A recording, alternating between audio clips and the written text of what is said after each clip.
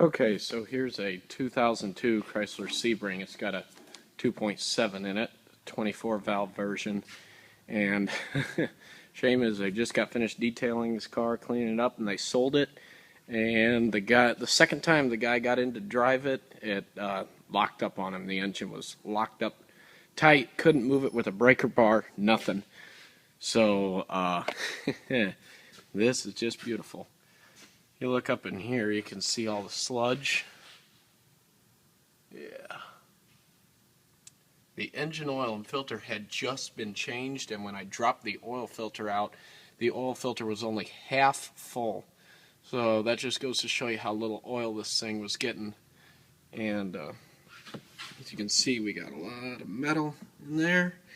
And the oil pickup tube screen is almost completely clogged. Here's the pan over here. Nasty. Look at all that metal in there.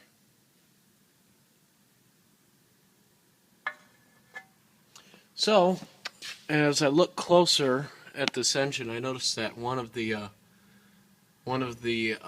crankshaft balancers here was just bone dry, no oil on it. You can see that one right there. And if I can get my camera to focus here, there we go. I got to looking at it closer, and you can actually see this film of metal that is coming out from the bearing cap there. I don't know if that's the bearing. I don't know what in the world that is, if that's off the balancer or what.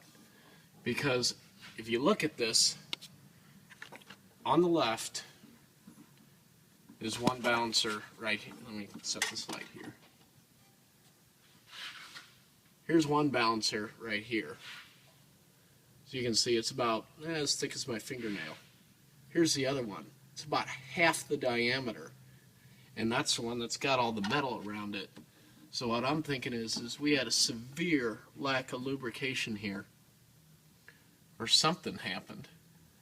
And this engine just locked up tight.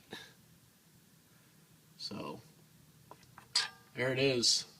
I don't know the history on this, but if you ask me, it looks like this thing was not maintained well at all with all that oil and sludge in there. Change your oil, people.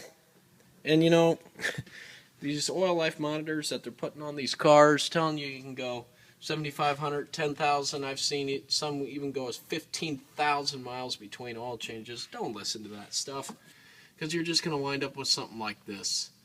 Get your oil changed done every 5,000 or so. I mean, some people even go 7,500 miles if they do a lot of highway driving with full synthetic oil. But this is why you change your oil. And why not change it ahead of time and save yourself a $1,600 rebuilt engine than go through something like this? You either pay a little bit up front or a lot down the road. This car only has 72,000 miles on it. It's in great shape. Transmission was just overhauled. You can see it's all nice and clean. Second time the guy went to drive it had something like this happen. Maintain your vehicles, guys.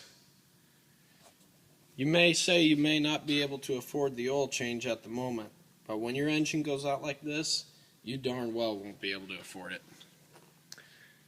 Anyways, there it is. It's a shame.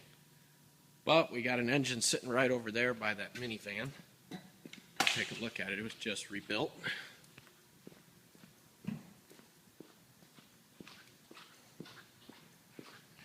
And that's what's going in the car. So hopefully this will all turn out right, work out right. Get that nice convertible back on the road. It's in great shape.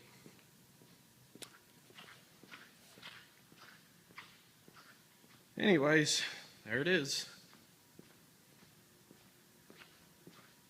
Alright guys, keep your engine oil changed.